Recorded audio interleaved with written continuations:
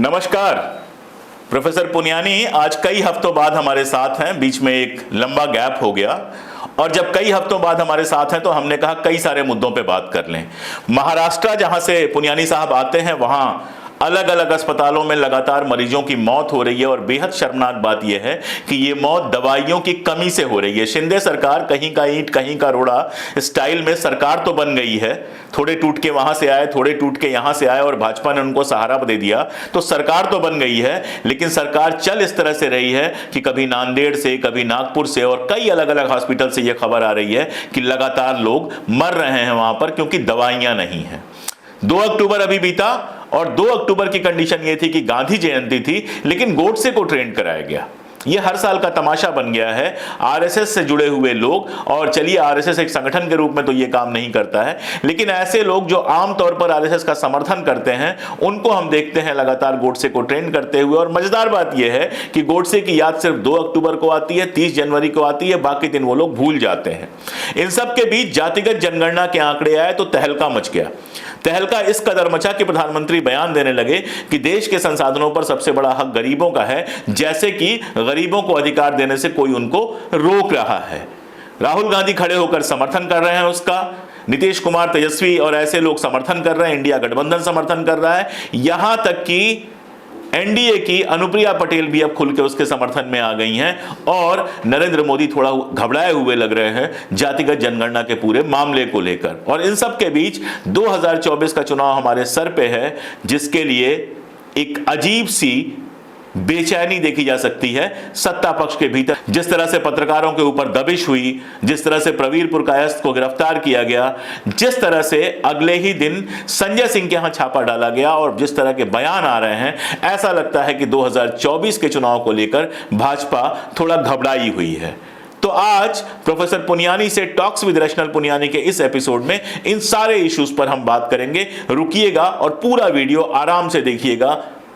इस वीडियो में ऐसा बहुत कुछ है जिससे आपको आज के समय को देखने के लिए नई रोशनी मिलेगी।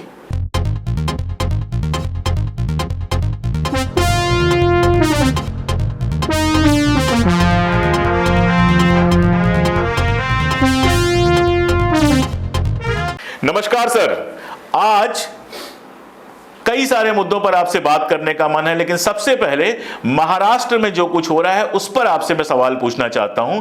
महाराष्ट्र में लगातार ये खबरें मिल रही हैं महाराष्ट्र से हमको कि वहां पर अलग अलग हॉस्पिटल्स में कई सारे लोगों की मृत्यु हुई है क्योंकि वहां पर दवाइयां नहीं हैं। ऐसा क्यों हो रहा है?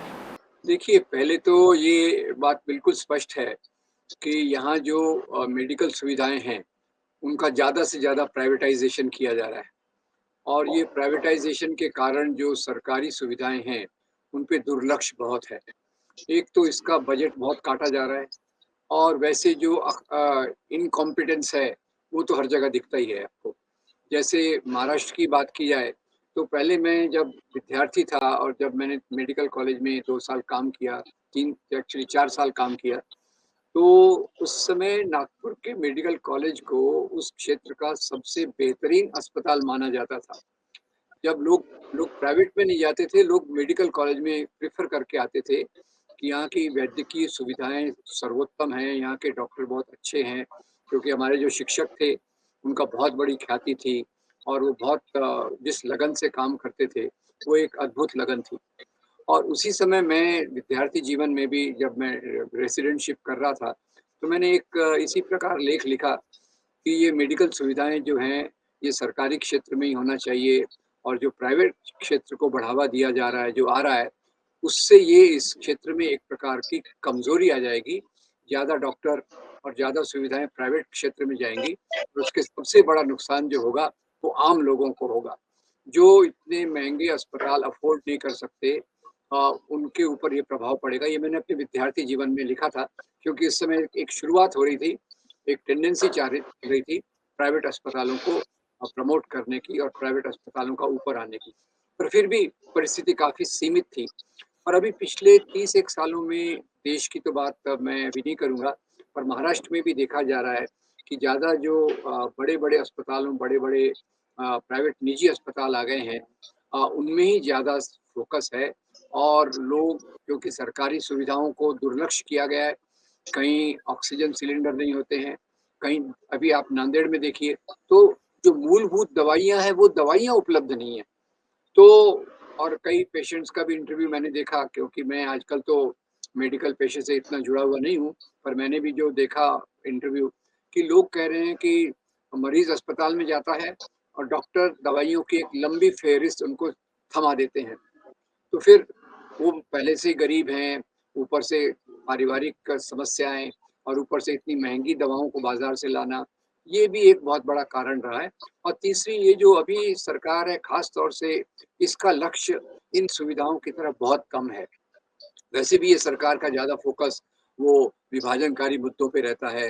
एक तो सरकार भी बनी ऑपरेशन कमल के माध्यम से, और उसमें कितना पैसा खर्च, उसमें पैसा कितना लगा होगा, और ये जिस प्रकार के हमारी सरकार की अकर्मण्यता यहाँ दिखाई दे रही है, उसके पीछे ये भी एक कारण है कि ये अपनी राजनीतिक गद्दी को सँभालने के लिए, बचाने के लिए ज़्यादा वक़्त लगा रहे हैं, बजाय इसके कि लोगों की समस्याओं को गहराई तक जाकर देखा जाए, उसको समझा जाए, उसको हल किया जाए। तो अब जब एक बार ये मूलभूत बीमारी तो ये है कि सरकार का सरकारी अस्पतालों पर ध्यान नहीं है, उसके बजट पर ध्यान नहीं है, और इनकॉम्पिटेंस, अकर्मण्यता तो उसकी है ही। तो उसके चलते ये जो होना अभी हो रहा है, ये तो मैं कहता हूँ होना ही था। क्योंकि अगर आप किसी चीज़ पर ख़्याल नहीं करेंगे, किसी भी ये भी एक बीमारी है कि आप बीमारी पर शुरू में ख़्याल नहीं करें, तो ये तो बढ़कर एक भयंकर रूप धारण कर लेगी। और उसी का एक कारण हमको ये महाराष्ट्र के नांदेड़ में और दूसरी जगह पर देखने को मिला। महाराष्ट्र आमतौर पे सर माना जाता है कि भारत के अमीर राज्यों में से है।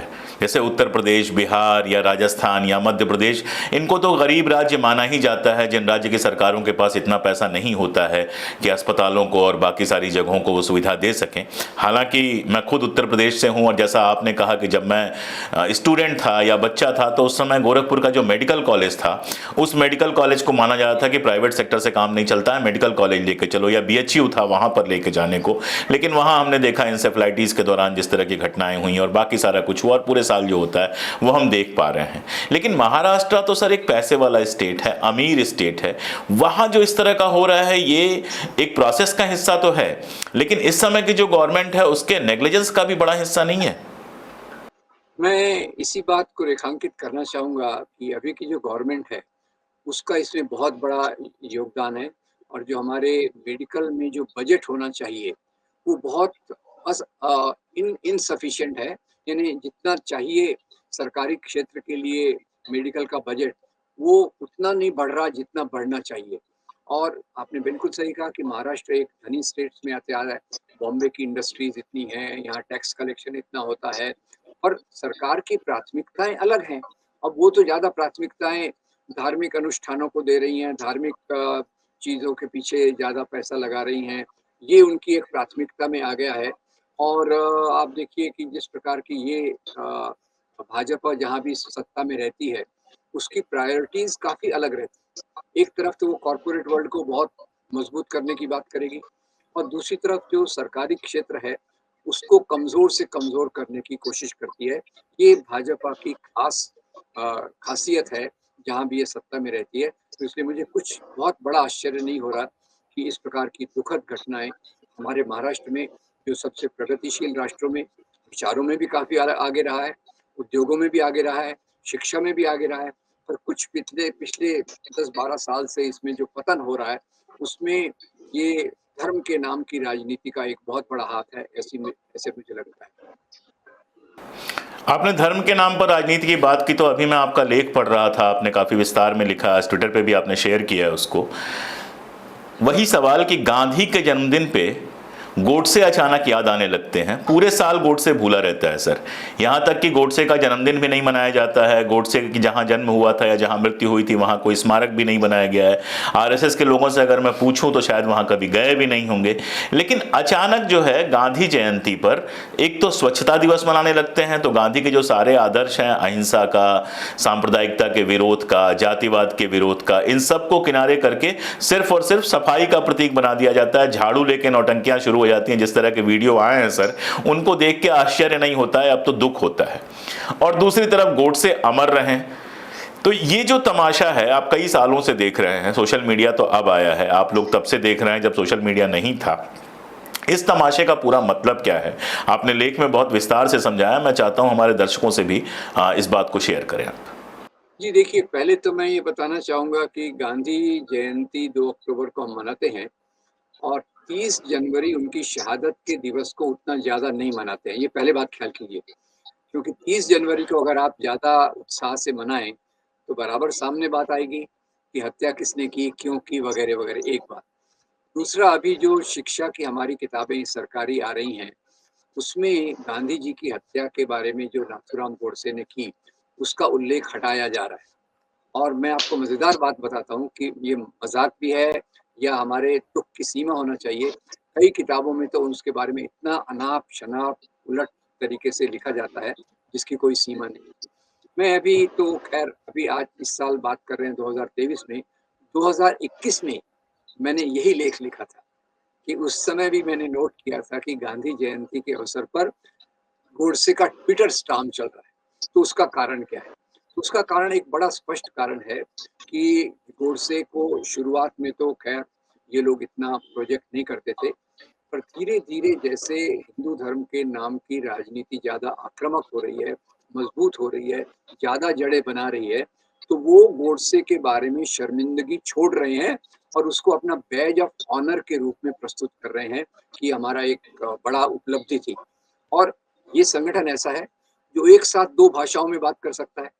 एक तरफ जैसे मैं आपको याद दिला दूँ कि जब 1948 में गांधी जी को हमने खोया, तो एक तरफ तो गोलवलकर 13 दिन का शोक मनाने की बात कर रहे हैं और उसी समय सरदार पटेल लिखते हैं कि इस समय गांधी की हत्या के बाद इन लोगों ने मिठाइयाँ बाँटकर जश्न मनाया। सरदार पटेल की एक बात तो बिल्कुल अमिट है और उन्होंने हमारे समाज की समस्या को समझा, बहुत बहुत महत्वपूर्ण है, मेरे दिमाग पे वो अंकित है। और उस समय उन्होंने अपने पत्र में मुखर्जी, श्यामा प्रसाद मुखर्जी को और गोलवलकर को लिखा कि उस समय हिंदू महासभा और आरएसएस, इनके भाषण नफरत से भरे हुए थे और इसी नफरत के कारण हमें अपना राष्ट्रपिता खोना पड़ा। तो उस समय देखिए, एक तरफ गांधी की हत्या और ये हुआ, अब दूसरी तरफ देखिए, मैं अभी-अभी महाराष्ट्र, तुरंत अभी एक घटना 2 बता दूँ। 5-6 साल पहले एक नाटक आया, मी नाथूराम गोडसे बोलतोय, यानी मैं नाथूराम गोडसे बोल रहा हूँ, और उसमें गोडसे को गौरवान्वित करने का एक बहुत बड़ी कोशिश थी। और सबसे मुझे दुःख कब हुआ, अभी एक फ़िल्म आई थी, ये भी महाराष्ट्र में प्रचलित, ज़्यादा चली नहीं, क्योंकि इनकी सभी फ़िल्में जो अभी नफ़रत फैलाने के लिए बना रही हैं, सभी सफल नहीं होती हैं। तो उसमें why I killed why I killed Gandhi, अब ये तो अंग्रेज़ी में है, मराठी में तो शब्द इस्तेमाल करते हैं वध, मराठी हिंदी में वध, वध यानी जो राक्षसों के लिए, समाज के बुरे तत्वों के लिए किया जाता है। तो उसमें अशोक, मुझे हैरानी हुई, एक क्लिप गोडसे के कोर्ट के बयान का क्लिप महाराष्ट्र सब जगह चल रहा था व्हाट्सएप में, और उसमें गोडसे कहता है, मेरा गुस्सा गांधी जी के खिलाफ जो बढ़ा, उसका पहला कारण था कि गांधी ने भगत सिंह के बचाव के लिए कुछ नहीं किया। और गांधी ने जब 1931 में भारतीय राष्ट्रीय कांग्रेस में क्रांतिकारियों के समर्थन में प्रस्ताव पास किया, तो गांधी ने उसका विरोध किया। अशोक, हैरानी की बात है कि कोई इतना छाती फुलाकर झूठ बोल सकती है। अब जिसने रिसर्च किया होगा, उसको तो पता होना चाहिए कि गांधी ने लॉर्ड इरविन को 2 लेटर लिखे। आपने तो अच्छी किताब लिखी है उस पे, पर थोड़ा-सा समराइज़ में 2 लेटर लिखे, और लॉर्ड इरविन भी 18 जुलाई को अपने लेटर में लिखते हैं कि अपनी बात कहते हैं कि जब गांधी ने मुझे पत्र लिखे, तो मैंने भगत सिंह की फांसी की सज़ा को मुलतवी करने के लिए, तो मैं सोच में पड़ गया कि अहिंसा का इतना बड़ा पुजारी भगत सिंह के लिए पत्र लिख रहा है, तो मैंने उसको सीरियसली लिया। पर मेरे सामने मजबूरी थी कि मैंने इस बात को जब इंग्लैंड सरकार के सामने रखा, तो उसी समय पंजाब के सब ब्रिटिश ऑफिसर्स ने एक आवाज में कहा, अगर आपने भगत सिंह की फांसी की सजा को माफ किया, तो हम सब त्याग पत्र दे देंगे। इरविन लिखते, तो ये फिल्म बनाने वाले किस प्रकार का रिसर्च करते हैं मुझे पता नहीं, पर खैर गोडसे जो अपनी बात लगातार कहते हैं। सर यहाँ 1 मिनट आपको रोक रहा हूं कि ये सवाल कभी कोई नहीं पूछता है कि चलो गांधी ने जो किया वो किया, गोलवरकर ने, श्यामा प्रसाद मुखर्जी ने, हेडगेवार ने, सावरकर ने, ये जो पूरी की पूरी गैंग जो आज देशभक्त बनी हुई है, इन लोगों ने भगत सिंह के समर्थन में कितने बयान दिए? इन लोगों ने तो देखिए, खैर ये सवाल बहुत अच्छा है और ये सवाल हमको काउंटर करना भी चाहिए कि जिस बात के लिए आलोचना करते हैं गांधी की कि भाई गांधी ने भगत सिंह को बचाने के लिए क्या किया, तो आपकी बात सही है। ये तो मूक दर्शक बने हुए थे। इनको तो आजादी के आंदोलन से कोई लेना ही नहीं था, लेना देना ही नहीं था। इन्होंने तो उसका विरोध किया। फिर ये आलोचना करते हैं। मैं थोड़ा ऐड कर देता हूँ कि गांधी ने अम्बेडकर का पूना पैक्ट में अम्बेडकर को दुखी किया। तो मैं यही कहता हूँ कि अम्बेडकर के जो उस समय प्रयास चल रहे थे, उसमें आपने कितनी मदद की। फिर सुभाष चंद्र बोस के बारे में भी गांधी के खिलाफ बात करते हैं। तो सुभाष चंद्र बोस जब आजाद हिंद फौज बना रहे थे, तो आप तो इधर फौज, अंग्रेजों की फौज को मदद कर रहे थे। तो ये जो इनके दोहरे दोहरे मानदंड कहना भी मेरे ख्याल से कम शब्द है। इनके दोहरे तिहरे जितने जहाँ हैं, जितने इनके मुंह हैं, उतने प्रकार के मुंह से ये बात करते हैं। तो गोडसे का रावण याद आता है सर, रावण याद आता है। हमारे यहाँ मिथकों में जो रावण का कंसेप्ट है 10 मुंह का, शायद इसीलिए बना होगा कि हर मुंह से अलग अलग बात की जा सके। आरएसएस इसी तरह 10 मुंह की चीज है, एक मुंह से राष्ट्रीय शोक मनाता है, दूसरे मुंह से मिठाई बांटता है। Correct, correct. और ये देखिए कि अभी गोडसे के बारे में एक मैंने बड़ा मजेदार बात देखी थी। एक इनके कर्नाटका के हेडगे थे, अनंत कुमार, हाँ आनंद हेगड़े। उन्होंने कहा, तो हमको उन्होंने तो ये लिखा कि हमको गोडसे के लिए शर्मिंदा होने की क्या जरूरत है। और आरएसएस के जो रज्जू भैया थे, सरसंघ चालक, वो तो उन्होंने कहा कि गोडसे का उद्देश्य सही था, उसका रास्ता गलत था। अब जब ये ऊपर से लेके नीचे तक बात आती है, तो एक और इनमें अशोक त्यागी जी हैं। वो तो ये लिखते हैं कि व्हाई आई किल्ड गांधी, ये इसमें कोई हमको शर्मिंदगी नहीं होना चाहिए। और इस प्रकार की चीजों को उन्होंने लगातार किया है। तो अभी जो बात आ रही है, अभी तक जो बात ये डर के कहते थे, जब से इनकी सत्ता आई है, ये इसको खुल के कहते हैं। और आपको तो याद होगा कि इनके एक वो एमपी भी थे, ये साक्षी महाराज ने भी कहा था कि गोडसे तो देशभक्त थे। और प्रज्ञा ठाकुर को कौन भूल सकता है, उसने कहा दो गोडसे देशभक्त थे, हैं, रहेंगे। तो प्रधानमंत्री जी ने कहा, मैं इसको कभी दिल से माफ नहीं करूंगा। अब दिल से माफ नहीं करने का क्या मतलब होता है। वो तो एमपी भी बनी हुई हैं और वो बराबर मालेगांव के कोर्ट में जब उनको बयान देना रहता है तो रोती भी हैं। तो ये चीजें जो हैं, आपने जैसा कहा, बहुत सारे मुखों से बहुत सारी बात करना, तो इनको कोई सवाल पूछने वाला भी नहीं है। अभी आप तो मीडिया की हालत देख रहे हैं, कल जो हुआ उसके बाद कितना कम तबका बच गया है इनको सवाल पूछने वाला। क्योंकि इन्होंने अपना जो एक नेटवर्क बनाया है, प्रचार तंत्र बनाया है, और जिस प्रकार से अभी किताबों में ये लिख रहे हैं, तो गोडसे के बारे में ये चीज पहली बार, अब मुझे तो आश्चर्य आजकल नहीं होता। मैंने तो 2021 में इस बात को नोट किया, उस बार मुझे आश्चर्य हुआ, पर अब तो हर साल वही चीज देखने को मिलती है। और गोडसे का महिमा मंडप, गोडसे के नाम पर ग्वालियर में एक लाइब्रेरी खोली गई, आगरा में उनका एक पुतला बनाया गया। तो अब सरकार इनकी है, तो सैया भाई कोतवाल तो डर काहे का है। तो वो मजे से गोडसे के आपको एक मजेदार तथ्य बताता हूं सर। ग्वालियर चूंकि मेरा घर है, मैं रहा हूं बहुत टाइम तक वहां पे, तो मैं ग्वालियर गया था 2 साल पहले। वहां के एक विधायक हैं, उन्होंने एक कार्यक्रम रखा था तो मैं गया था। तो वहां एक आदमी अचानक आया और मेरे पैरों पे पड़ गया। मैं पैर तो छुलाता नहीं हूं, मैं तुरंत हटा। मैंने कहा भाई पैर मत छुआ, हाथ मिलाओ। पता ये चला सर कि जो व्यक्ति वहां पर गोडसे का लाइब्रेरी बनाया था या मूर्ति वगैरह बनाया था, वो बाद में उसके चीजें समझ में आई और वो पूरी तरह से बदल चुका है। वो अब विपक्ष के लिए काम कर रहा है, वो अब वहां पे गोडसे के लिए कोई कार्यक्रम नहीं करता है। तो ये एक मजेदार तथ्य था मेरे पास, मैंने सोचा आपसे शेयर कर दूं। जी, बिल्कुल, बहुत बढ़िया। और ऐसे ही आप जानते होंगे कि आरएसएस के अंदर रहकर कुछ तत्व हैं जो उनकी सच्चाई समझने के बाद, जैसे हमारे साथी भंवर मेघवंशी हैं, और ऐसे मैंने 5-6 और लोगों को भी देखा है, जब उनकी मानवता जाग उठती है तो वो आरएसएस को छोड़कर प्रगतिशील आंदोलनों के साथ जुड़ जाते हैं। तो गोडसे एक प्रतीक है। वो हिंदू धर्म के नाम पे चलने वाली राजनीति का प्रतीक है। और उसके बारे में आपने अपनी किताब में भी और मैंने भी जगह-जगह कोशिश की है। 55 करोड़ का क्या मामला था? गांधी जी उपवास पे क्यों बैठे थे? और गांधी जी कोई मुसलमानों का तुष्टीकरण नहीं करते थे। उनके लिए हिंदू मुसलमान एक बराबर थे।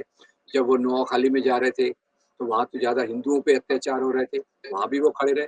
उन्होंने तो यहाँ तक कहा कि अगर भारत में हम मुसलमानों पर अत्याचार करना बंद कर देंगे, तो मैं पाकिस्तान जाऊँगा।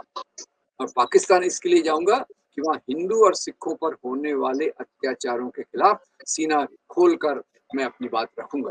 तो गांधी जैसे एक व्यक्ति जो इतने निष्पक्ष और ईमानदार थे, उसके बारे में उनके जन्मदिन पर ये फैलाना, ये हिंदू राष्ट्रवादियों की बहुत बड़ी सफलता है। क्योंकि वो तो खैर उनके लिए तो सच झूठ का कोई है नहीं।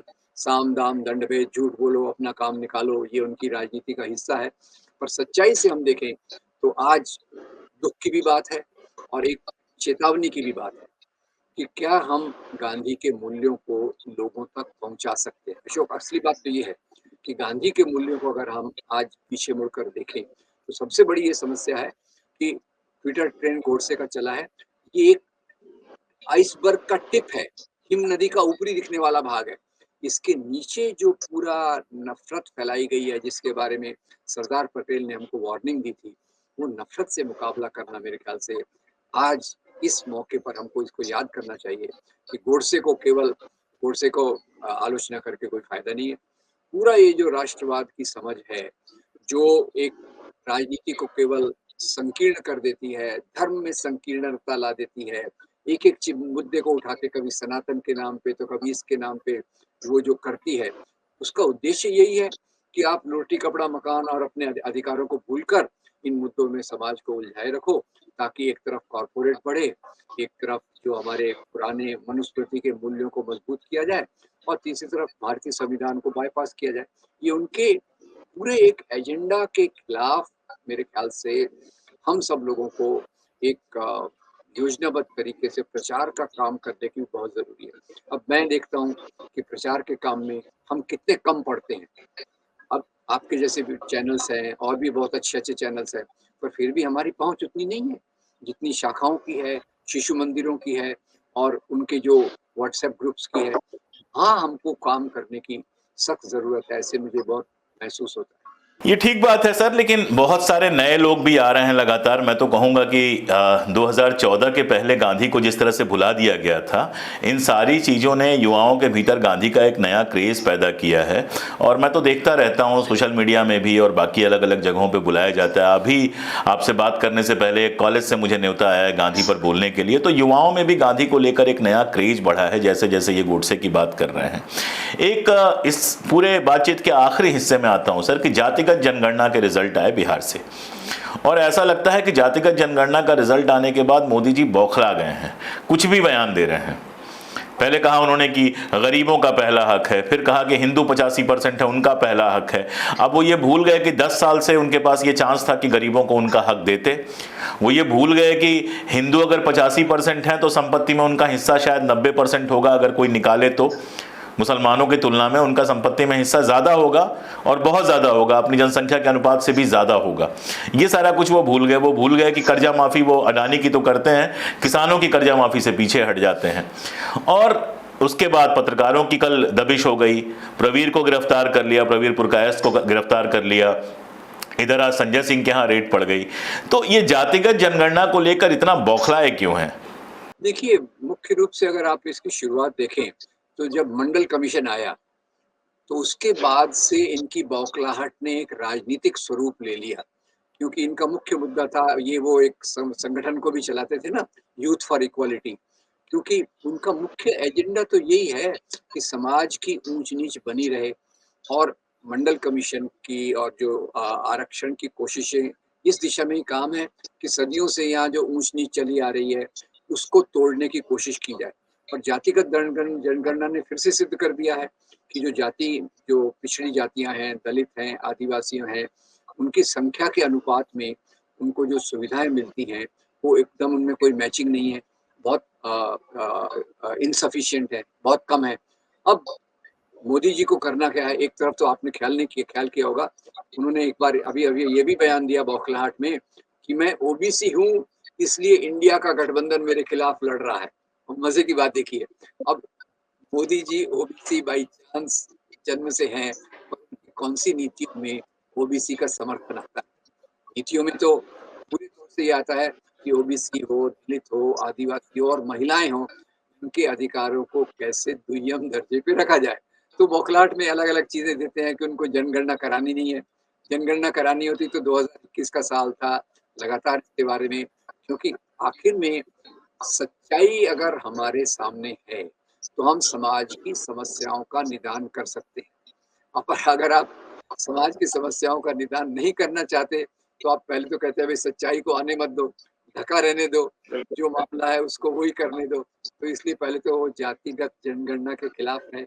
अब जब इतना जोर पड़ रहा है, इंडिया का गठबंधन मजबूती पकड़ रहा है और इन चीजों के आधार पे अपनी मांगों को रख रहा है, तो उनकी बौखलाहट तो बढ़नी है। और मुझे तो सबसे बड़ी हैरानी उनके स्टेटमेंट पे हुई कि भाई मैं मोदी हूँ, मैं ओबीसी हूँ, इसलिए इंडिया का गठबंधन मेरी आलोचना कर रहा है। अब इसमें क्या है, मोदी जी की कौन सी नीतियों में ओबीसी का पक्ष लेते हुए वो दिखते हैं, ये इसके लिए माइक्रोस्कोप लेकर भी आपको कभी दिखाई नहीं देगा। और लगे हाथ एक बात और भी बता दूं कि उनका जो पिछड़ों के बारे में जो है, वो भी एक महत्वपूर्ण बात है, पर पता नहीं आज कितनी रेलेवेंट है। उन्होंने किताब भी लिखी थी कर्मयोगी नाम से, और उसमें पता हो किताब को विड्रॉ कर लिया गया। किताब में वो जाति व्यवस्था के समर्थन के लिए क्या लिखते हैं कि ये जो हमारे वाल्मीकि समाज के लोग हैं, ये कोई केवल पैसे के लिए ये काम नहीं करते, साफ सफाई स्कैवेंजिंग का, ये आध्यात्मिक सुख के लिए करते हैं। दूसरा देखिए, अभी विश्वकर्मा जयंती मनाई गई, फिर से क्या है, कास्ट को एक तरफ से मजबूत करना और ये आरक्षण के मुद्दे को बाईपास करना, इस प्रकार की चीजें, यानी भगवान विश्वकर्मा की हम पूजा करेंगे, पर जो उस समाज से लोग हैं, उनके अधिकारों को हम उनको देने की बात नहीं करेंगे। तो ये एक दोहरा चरित्र, तेहरा चरित्र क्या कहें, ये उनकी राजनीति का भाग है, जिसके कारण ये सब मेरे ख्याल से चल रहा है। 2024 के चुनाव पर इसका असर कैसे देख रहे हैं, ये मेरा आखिरी सवाल है आपसे, क्योंकि सारा मामला तो अब 2024 पे ही टिका हुआ है। उसके पहले कुछ विधानसभा चुनाव हैं जिनसे जो खबरें आ रही हैं वो हम आप देख ही रहे हैं, रिजल्ट आएगा जब तो देखा जाएगा। लेकिन मैं सीधे पूछ रहा हूं कि 2024 के जो लोकसभा चुनाव हैं उसमें इस हड़बड़ाहट, इस जातिगत जनगणना, इन सारी चीज़ों का क्या असर पड़ने वाला है? देखिए, मुझे लगता है कि ये जो इंडिया गठबंधन जिस प्रकार से मुद्दों पे अपनी बात रख रहा है, स्पष्टता से, बेबाकी से, कई जगह पे उनमें भी कन्फ्यूजन है, पूरा यूनिफॉर्मिटी नहीं है, वो ठीक है, वो तो इसका हिस्सा ही होता है कि जब हम साथ में आते तो होता है। पर इंडिया गठबंधन इसमें बहुत आगे चलेगा और उसको इसके कारण बहुत बढ़त मिलेगी।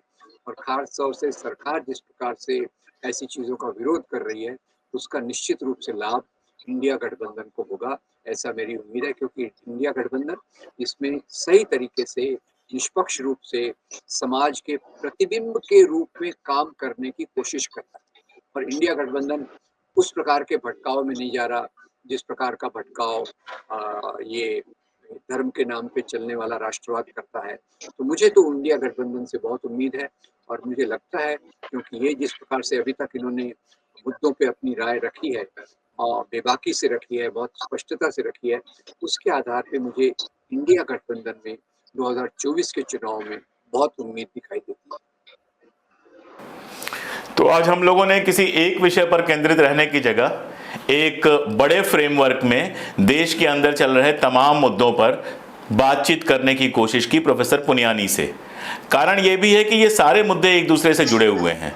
इतिहास किसी ज़माने में इतिहासकारों की चीज़ था, यहाँ तक कि प्रोफेसर पुनियानी या मेरे जैसे लोग भी उसमें ज़्यादा हस्तक्षेप नहीं करते थे। जब अच्छी किताबें आती थी तो शौक से पढ़ लेते थे। लेकिन अब इतिहास एक पॉलिटिकल फील्ड बन गया है जिसमें हर पत्रकार भी इतिहासकार है, सिनेमा बनाने वाला भी इतिहासकार है, और सोशल मीडिया पर अगर आपके पास अकाउंट है तो आप इतिहासकार हैं ही, आप किसी के बारे में कुछ भी लिख सकते हैं। जातिगत जनगणना का सवाल एक बड़ा सवाल है जो बहुत बहुत दिनों से लटका हुआ था और अब उसका डेटा आने के बाद जिस तरह का बवाल मचा हुआ है, इससे समझ में आ रहा है कि वो कितना महत्वपूर्ण है। और 2024 का चुनाव निश्चित रूप से इस देश की तकदीर का फैसला करने वाला है। तो ये सब एक दूसरे से जुड़े हुए हैं, इसलिए मेरा मन था कि आज सर से जब मैं बात करूं तो इन सारे मुद्दों पर सवाल रखूं, और आपने देखा ही कि कितनी स्पष्टता से सर ने उसका जवाब दिया। सोचना आपको भी है कि आपकी क्या भूमिका बनेगी इन सारी चीजों के बीच, अपनी कास्ट प्रिविलेज से, अपनी रिलीजियस प्रिविलेज से, यहां तक कि अपनी जो आर्थिक प्रिविलेज है उससे भी थोड़ा सा आगे बढ़ के अगर आप देश के बारे में सोचेंगे, अगर फ्यूचर का एक बड़ा दृश्य आपके सामने होगा, तो शायद आप हमारी बातों से सहमत भी होंगे, और शायद आप जिस तरह से तमाशे लगातार इतिहास से लेकर वर्तमान के नाम पर किए जा रहे हैं उसके खिलाफ हमारे साथ, बल्कि सब लोग मिलकर साथ खड़े भी होंगे, तभी देश को एक बेहतर भविष्य की तरफ बढ़ाया जा